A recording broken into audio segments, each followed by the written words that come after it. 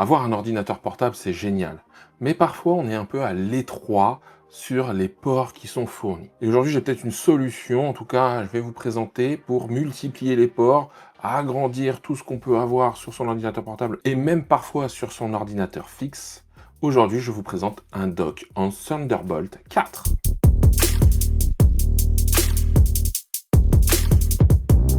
Bonjour et bienvenue sur la chaîne Test de Siri. Ici on parle de tech, audio, photo, vidéo, d'Apple aussi. Et aujourd'hui, on va parler doc, on va parler informatique. Parce que, oui, on cherche toujours à avoir une solution, parce qu'on a toujours quelque chose de plus à brancher. On a toujours un matériel supplémentaire. On a toujours peut-être un port qui nous manque. Et bien aujourd'hui, les docks, ça peut être une bonne alternative. Je vous en ai déjà présenté sur cette chaîne des Thunderbolt, des pas Thunderbolt, avec emplacement pour y mettre un SSD. Et aujourd'hui, je vous présente un nouveau dock en Thunderbolt 4. D'accord, j'insiste. J'espère pouvoir vous présenter des docks en Thunderbolt 5 bientôt. Mais aujourd'hui, donc, on va se concentrer sur celui-là. C'est le Thunderbolt 4 Docking Station for Dual Display de la marque Pooltop. Il y a bien le signe Thunderbolt. On va faire l'unboxing. On va le tester et on va conclure dessus. Au niveau des ports, on va regarder ça directement en déballant et c'est ce qu'on fait maintenant. Alors le voici, je le déballe. Bon, le package fait propre, extérieurement. Ah, ça c'est sympa, j'aime bien. Donc là, avec un petit vernis sélectif. Hop. Voilà. Vous voyez, c'est pas mal du tout. Ça fait classe. On va déjà noter ça. J'aime bien la présentation. Voici le dock. Ok. Allez, pour une fois, je commence par le dock. J'aime bien ce X. Il y a le système certainement de refroidissement qui va servir aussi, bien évidemment. Thunderbolt qui apparaît bien. Ok. Sur la face avant, port Thunderbolt, USB 10 Go, USB 10 Go, carte SD, micro SD, port casque micro, donc c'est un double port, jack. Et là, un petit bouton poussoir, certainement on-off. En dessous, c'est un peu caoutchouté, rappel à la marque. Et derrière, un port sécurité type Kensington pour donc fixer avec, vous savez, une petite chaînette, ce genre de choses. Le port d'alimentation 140 watts avec de l'USB-C. Ici, un port donc USB normalement un peu plus lent parce que il y a marqué souris au clavier. Le port Ethernet 2,5 gigabits, très important maintenant pour moi parce que j'ai du 2,5 gigabits, donc autant que j'ai le maximum possible. Le port HDMI, un autre port Thunderbolt et ici un port Thunderbolt mais aussi qui fait port de recharge un peu Power Delivery. Donc on va regarder tout ça. C'est très joli, c'est très sobre. Ça s'intègre bien, je trouve, un peu partout. Sur les côtés, rien à dire. Franchement, très très beau. J'ai un peu le dock des X-Men, j'ai envie de dire. Donc, en dessous, nous avons le petit manuel d'utilisateur et un câble Thunderbolt 4, si je ne m'abuse. Ouais, c'est ça, 40 gigabits. Donc important, ces câbles-là. Il est assez court. On va regarder, tiens. Ils sont jamais très longs, les câbles fournis, voilà. Allez, je dirais 50-60 cm. Pas trop loin de votre laptop, ce genre de choses. Et, si je ne dis pas de bêtises, il y a encore quelque chose au fond. Un câble HDMI vers USB-C. Tiens, c'est intéressant ça. HDMI vers USB-C. Alors un câble court, certes, mais alors un câble bien tressé. Et pourquoi? Certainement pour faire du dual display. Donc, important, très très important. Et on finit par la partie alimentation. Alors la partie alimentation, on a un adaptateur secteur, on reste dans le noir, tout est bien noir. Donc voilà, Power Delivery, GAN, 140 watts. Donc pour alimenter, c'est normal parce que si je vais recharger avec les ports du dock, il faut que j'ai quand même de la puissance. Mais ça, je trouve ça vachement bien. C'est pas un port propriétaire, c'est un câble. Un câble un peu sympa. Alors là, lui, il n'est pas tressé. J'aurais bien aimé qu'il soit tressé, j'avoue. Ouais, c'est ça. On a un câble d'1 mètre à peu près. Très très bien. Je regarde une petite chose par rapport à ça. Voilà, donc le port, un Power Delivery, il délivre bien 85 watts au maximum. Bon, écoutez, je l'installe, je connecte ce dock, on regarde ce que ça donne, on fait quelques tests.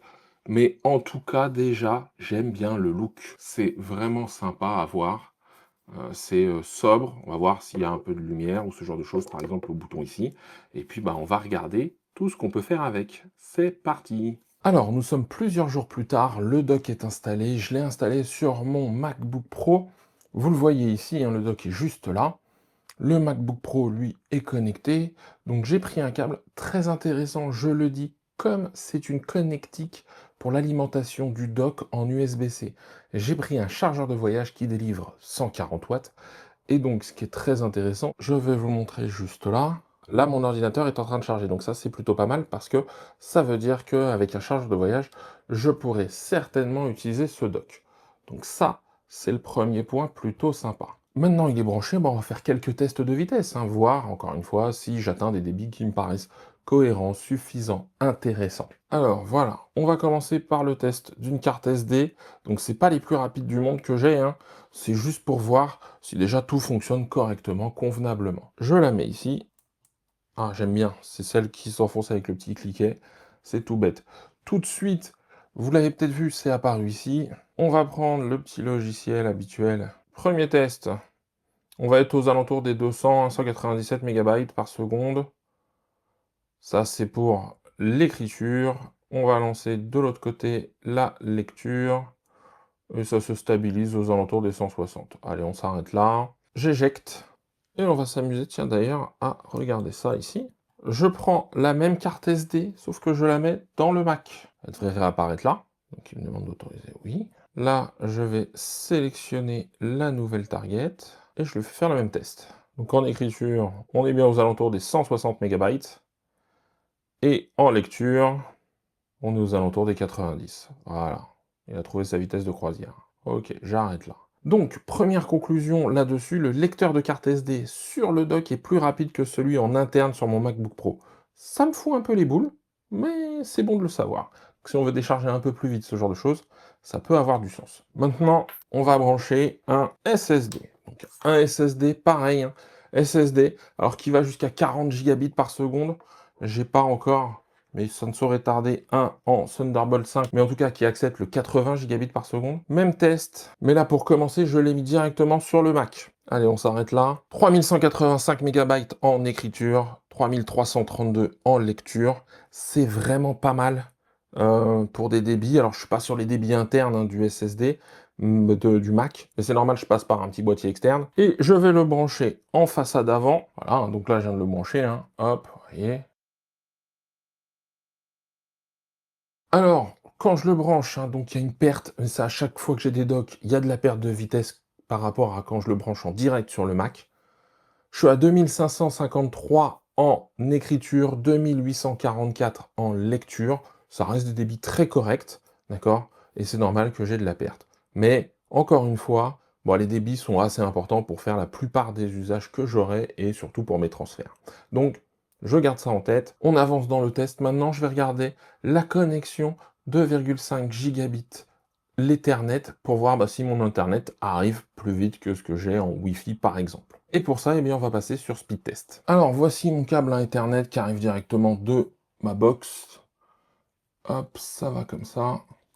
Voilà, dans la partie réseau, vous voyez, hein, le 2,5G est bien là, hein, en LAN.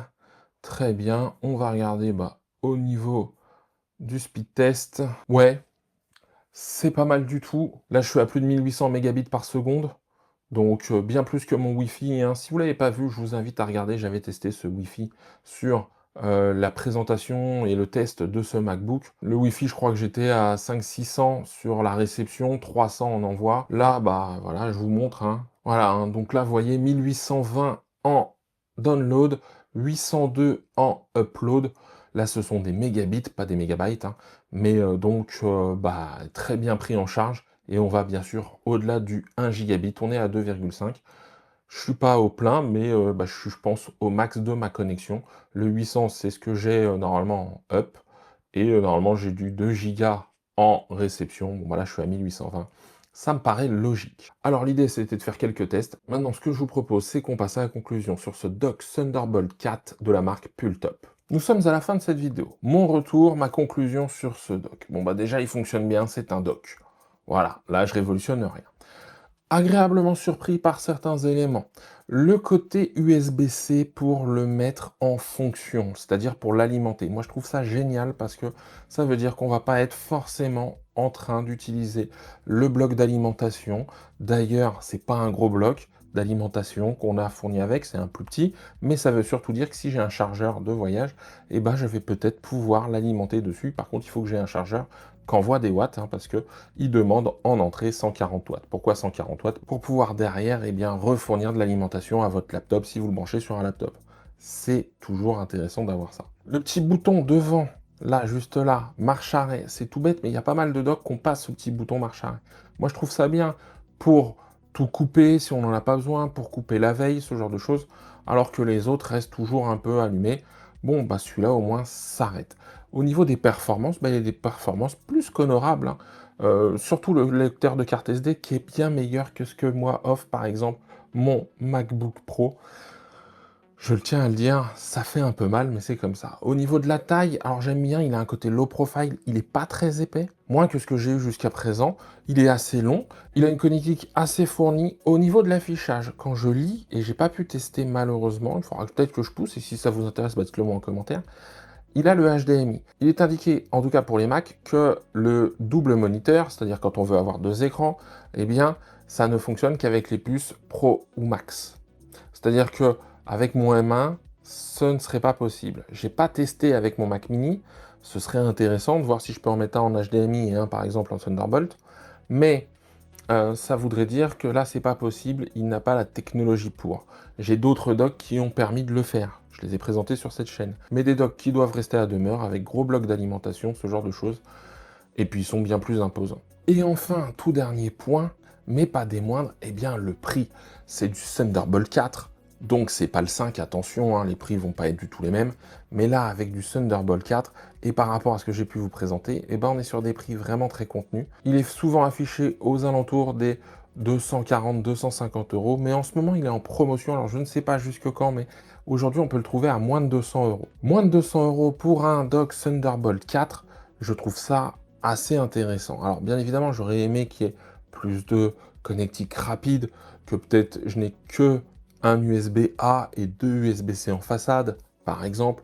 Il y a peut-être des petites choses comme ça, vous voyez. Mais si on veut quelque chose qui vient donner un peu plus de port, qui vient amener une connectique un peu différente, je pense à l'Ethernet, par exemple, ou si votre laptop n'a pas d'HDMI, ou vous voulez doubler, enfin, à voir encore une fois, si la technologie le permet, de votre ordinateur. Et donc, quand on regarde tout ça, eh bien, ça peut être un choix raisonnable, économique, assez esthétique. Donc voilà, moi je voulais vous en parler parce que ce dock, je le trouve très intéressant. À voir ce que ça va donner sur le long terme, mais surtout avant d'acheter, bah, en fonction de vos besoins. Si vous avez des questions particulières dessus, eh bien, les commentaires sont juste en dessous.